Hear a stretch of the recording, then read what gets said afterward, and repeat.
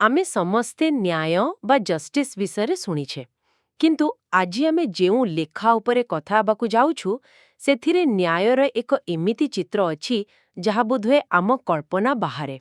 हाँ, एक एपरी न्याय व्यवस्था ଯାହାର ମୂଳଦୁଆ ହେଉଛି ପ୍ରେମ। किंतु जହାର चूड़ांत दंडकु द्वितीय मृत्यु कुहाजाए। ଆଜି ଆମେ ପରିଶ୍ରିତ ମୃତ୍ୟୁଂ ସିମ୍ପନ ହସିନ୍ଦା ବା ପାପୀ ସୃଷ୍ଟି ଜୀବମାନଙ୍କର ବିଚାର କରାଯାଏ ଶୀର୍ଷକ ଏକ ଲେଖା ଉପରେ ଗଭୀର ଆଲୋଚନା କରିବୁ।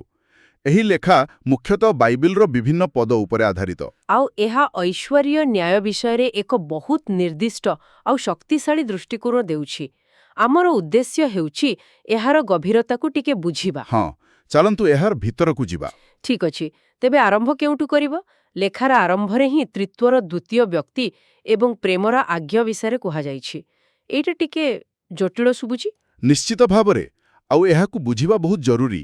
ଦେଖନ୍ତୁ, ଖ୍ରୀଷ୍ଟୀୟ ଧର୍ମଶାସ୍ତ୍ରରେ ତ୍ରିତ୍ୱ ଏକ ମୂଳ ଧାରଣା। माने पिता पुत्र पवित्र आत्मा। ଏକଦମ। ତେବେ ଏହି ଲେଖାରେ ଦ୍ୱିତୀୟ ବ୍ୟକ୍ତି କହିଲେ ଯୀଶୁ ଖ୍ରୀଷ୍ଟଙ୍କୁ ହିଁ ବୁଝାଯାଉଛି। ଆଉ ପ୍ରେମର ଆଜ୍ଞା, ଏହା ହେଉଛି ତାଙ୍କର ମୂଳ ଶିକ୍ଷା। परमेश्वरଙ୍କୁ एवं निज पड़ोशीଙ୍କୁ प्रेम करिबा। ହଁ, ଲେଖକଙ୍କର ଯୁକ୍ତି ହେଉଛି ସମଗ୍ର ସୃଷ୍ଟିର ନୈତିକ ନିୟମ ମାନେ ସବୁକିଛି ଏହି ଗୋଟିଏ ଆଜ୍ଞା ଉପରେ ହିଁ ଆଧାରିତ। बुझिली।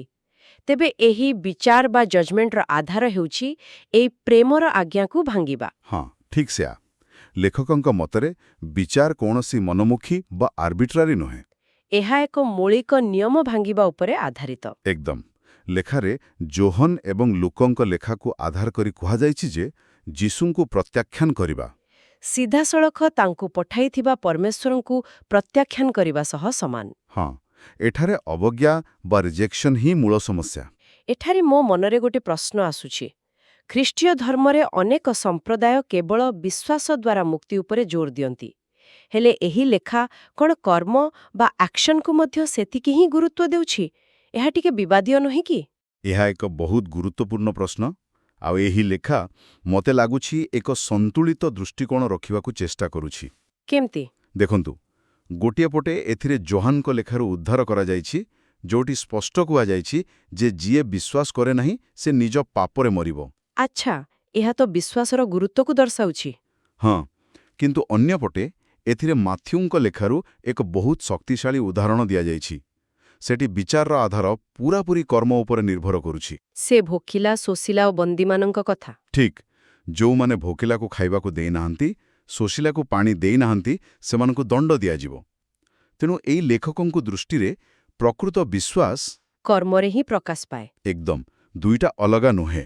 ଓହୋ, ତେବେ ଏହା ବିଶ୍ୱାସ ଏବଂ କର୍ମର ଏକ ମିଶ୍ରଣ?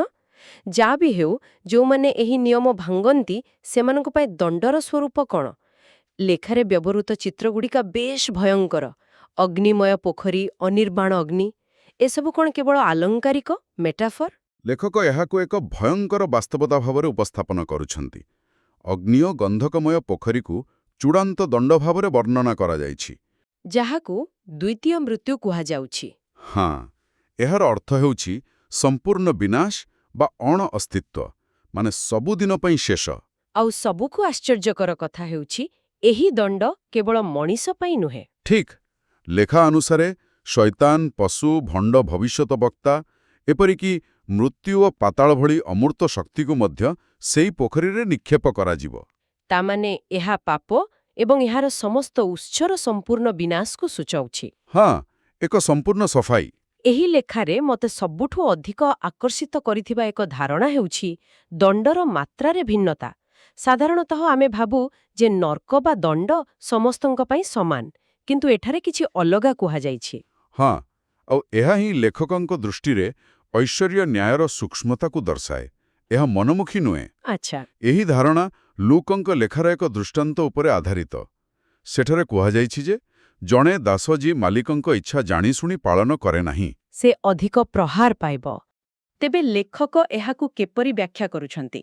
ଏହାକୁ ଆଧାର କରି ଲେଖକ ଏକ ଅନୁମାନ କରୁଛନ୍ତି। ଏହା ତାଙ୍କର ନିଜସ୍ୱ ବ୍ୟାଖ୍ୟା ଯେ ଅଧିକ ପାପ କରିଥିବା ବ୍ୟକ୍ତି ନିଆଁ ପାଇଁ ଅଧିକ ଇନ୍ଧନ ସଦୃଶ। ଓହୋ। ତେଣୁ ଅଣ ଅସ୍ତିତ୍ୱକୁ ଫେରିବା ପୂର୍ବରୁ ସେମାନେ ଅଧିକ ସମୟ ପର୍ଯ୍ୟନ୍ତ ଯନ୍ତ୍ରଣା ଭୋଗିବେ। ଏହା ନ୍ୟାୟକୁ ପ୍ରତିଶୋଧ ପରିବର୍ତ୍ତେ ଏକ ଯୁକ୍ତିଯୁକ୍ତ ଏବଂ ଆନୁପାତିକ ପ୍ରକ୍ରିୟା ଭାବେ ଦେଖାଇଛି। ଆଚ୍ଛା, ଆମେ ଦଣ୍ଡର ଭୟଙ୍କର ସ୍ୱରୂପ ଏବଂ ଏହାର ସୂକ୍ଷ୍ମତା ବିଷୟରେ କଥା ହେଲେ, କିନ୍ତୁ ମୋ ମନରେ ପ୍ରଶ୍ନ ଆସୁଛି, ଏହି ଦଣ୍ଡ କାହା ପାଇଁ ଉଦ୍ଦିଷ୍ଟ? କେବଳ ସେଇମାନଙ୍କ ପାଇଁ ଯେଉଁମାନଙ୍କୁ ଆମେ ପାରମ୍ପରିକ ଭାବେ ପାପୀ ବୋଲି କହୁ, ନା ଏହାର ପରିସର ଆହୁରି ବଡ଼? ଏହାର ପରିସର ବହୁତ ବଡ଼, ଆଉ ଏଥିରେ କିଛି ଆଶ୍ଚର୍ଯ୍ୟଜନକ ବର୍ଗ ମଧ୍ୟ ସାମିଲ ଅଛନ୍ତି। ଯେମିତିକି ଲେଖକ ସ୍ପଷ୍ଟ କରୁଛନ୍ତି ଯେ ଏହା କେବଳ ମଣିଷମାନଙ୍କ ମଧ୍ୟରେ ସୀମିତ ନୁହେଁ। ପିତର ଏବଂ ଜିହୁଦାଙ୍କର ଲେଖାକୁ ଆଧାର କରି କୁହାଯାଇଛି ଯେ ଯେଉଁ ଦୂତମାନେ ପାପ କରିଥିଲେ ସେମାନଙ୍କୁ ମଧ୍ୟ ବିଚାର ଦିନ ପର୍ଯ୍ୟନ୍ତ ଅନ୍ଧକାରରେ ବନ୍ଦୀ କରି ରଖାଯାଇଛି। ହଁ, କିନ୍ତୁ ସବୁଠାରୁ ଚକିତ କଲା ଭଳି କଥା ହେଉଛି, ଯେଉଁମାନେ ଥରେ ବିଶ୍ୱାସ କରିଥିଲେ ଏବଂ କ୍ଷମା ପାଇଥିଲେ, ସେମାନେ ମଧ୍ୟ ଏହି ବିଚାରର ସମ୍ମୁଖୀନ ହୋଇପାରନ୍ତି। ଏକଥା ଶୁଣିବାକୁ ଟିକେ କଠୋର ଲାଗୁଛି। ଏହା କ'ଣ ଐଶ୍ୱର୍ଯ୍ୟ କ୍ଷମାର ଧାରଣାକୁ ଦୁର୍ବଳ କରୁନାହିଁ? ଏହା ନିଶ୍ଚିତ ଭାବରେ ଏକ ଚ୍ୟାଲେଞ୍ଜିଂ ଧାରଣା ଆଉ ଲେଖାର ଏକ କେନ୍ଦ୍ରୀୟ ଚେତାବନୀ ମାନେ କ୍ଷମା ପାଇବାଟା ଶେଷ କଥା ନୁହେଁ। ନୁହେଁ। ଲେଖକଙ୍କ ଯୁକ୍ତି ହେଉଛି କ୍ଷମା ଏକ ଲାଇସେନ୍ସ ନୁହେଁ। ହିବ୍ରୁଙ୍କୁ ଲେଖାଯାଇଥିବା ପତ୍ରରୁ ଉଦ୍ଧାର କରି ସେ କହୁଛନ୍ତି ଯେ ଯଦି କେହି ସତ୍ୟ ଜାଣିବା ପରେ ଜାଣିଶୁଣି ପାପ କରିଚାଲେ, ତା ପାଇଁ ଆଉ କୌଣସି ବଳିଦାନ ନାହିଁ, କେବଳ ଭୟଙ୍କର ବିଚାରର ଅପେକ୍ଷା ଅଛି। ଠିକ୍ ଅନ୍ୟ ସ୍ଥାନରେ ଯେଉଁମାନଙ୍କର ବିଶ୍ୱାସ ଜାହାଜ ଭାଙ୍ଗିବା ପରି ନଷ୍ଟ ହୋଇଯାଏ, ସେମାନଙ୍କ ବିଷୟରେ ମଧ୍ୟ କୁହାଯାଇଛି। ତେବେ ଏହାର ଅର୍ଥ ହେଉଛି, ଏହି ଦୃଷ୍ଟିକୋଣ ଅନୁସାରେ ଜଣେ ବ୍ୟକ୍ତିର କ୍ଷମା ରଦ ହୋଇପାରେ? ହଁ, ରଦ କରାଯାଇପାରେ। ତେବେ ଏହା ଏକ ନିରନ୍ତର ସତର୍କତାର ଆହ୍ୱାନ। ଏଥିପାଇଁ ବୋଧହୁଏ ଖଳାର ଉପମା ବ୍ୟବହାର କରାଯାଇଛି। ଠିକ୍ ଧରିଛନ୍ତି। ଲେଖାରେ ମଣ୍ଡଳୀ ବା ଚର୍ଚ୍ଚକୁ ଏକ ଖଳା ସହିତ ତୁଳନା କରାଯାଇଛି। ଯୋଉଠି ଗହମ ଆଉ ଅଗାଡ଼ି ଦୁଇଟା ଯାକ ଥାଏ। ହଁ, ଶେଷରେ କୃଷକ ଗହମକୁ ଧାର୍ମିକ ନିଜ ଅମାରରେ ରଖେ ଏବଂ ଅଗାଡ଼ିକୁ ଅଧାର୍ମିକ ନିଆଁରେ ପୋଡ଼ିଦିଏ। ଏହାର ସନ୍ଦେଶ ବହୁତ ସ୍ପଷ୍ଟ।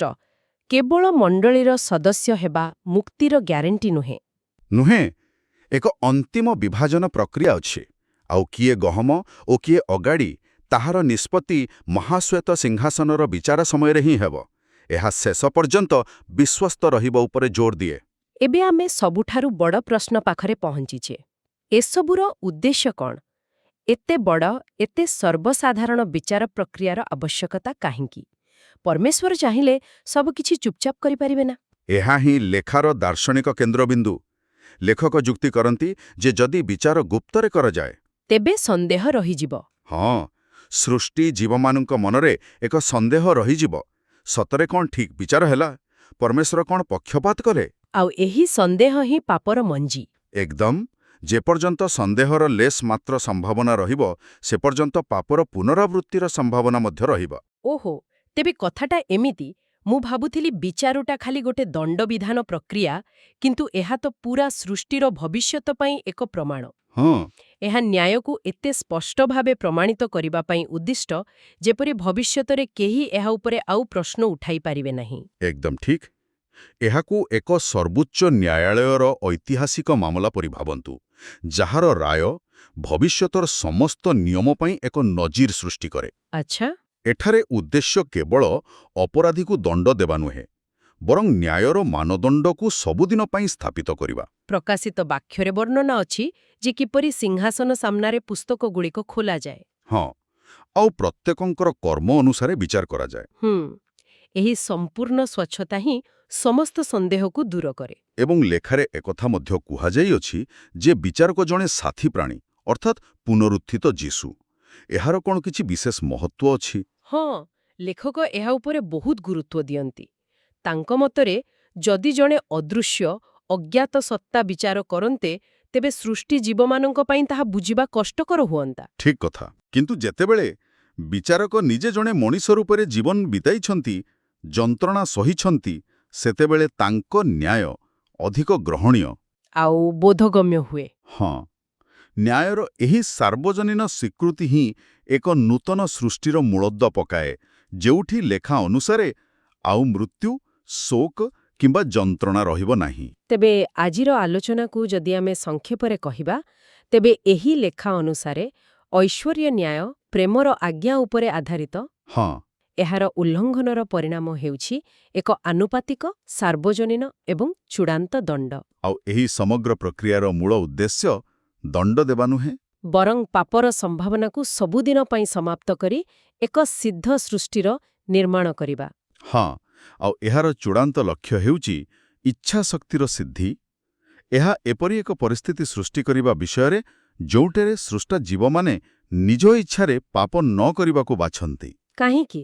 କାରଣ ସେମାନେ ଐଶ୍ୱର୍ଯ୍ୟ, ପ୍ରେମ ଏବଂ ନ୍ୟାୟକୁ ସମ୍ପୂର୍ଣ୍ଣ ରୂପେ ବୁଝିପାରନ୍ତି ଏବଂ ଗ୍ରହଣ କରନ୍ତି। ଆଚ୍ଛା, ତେବେ ସାର୍ବଜନୀନ ବିଚାର ସେହି ବୁଝାମଣା ସୃଷ୍ଟି କରିବାର ଏକ ମାଧ୍ୟମ।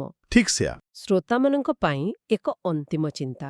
ଉତ୍ସଗୁଡ଼ିକରେ କୁହାଯାଇଛି ଯେ ଜଣେ ମଣିଷ ଦେଖାଇ ପାରୁଥିବା ପ୍ରେମର ସର୍ବୋଚ୍ଚ ରୂପ ହେଉଛି ନିଜ ଜୀବନକୁ ଉତ୍ସର୍ଗ କରିବା। ହଁ, ଶହୀଦ ସାକ୍ଷୀମାନଙ୍କ କଥା। ହଁ, ସେମାନଙ୍କ ଦ୍ୱାରା କରାଯାଇଥିବା ଏହି କାର୍ଯ୍ୟ ପ୍ରମାଣ କରେ ଯେ ପ୍ରେମର ଆଜ୍ଞା ପାଳନ କରିବା ସମ୍ଭବ, ଏପରିକି ଚରମ ପରିସ୍ଥିତିରେ ମଧ୍ୟ। ଏହା ଏକ ବହୁତ ବଡ଼ କଥା। ତେବେ ଏହି ଲେଖା ଏକ ପ୍ରଶ୍ନ ଉଠାଏ। ଯଦି ଧାର୍ମିକତାର ସର୍ବୋଚ୍ଚ ମାନଦଣ୍ଡ କିଛି ଲୋକଙ୍କ ଦ୍ୱାରା ସମ୍ଭବ ବୋଲି ପ୍ରମାଣିତ ହୁଏ, ତେବେ ସମସ୍ତଙ୍କର ଉତ୍ତରଦାୟିତ୍ୱ ବିଷୟରେ ଏହା କଣ ସୂଚିତ କରେ?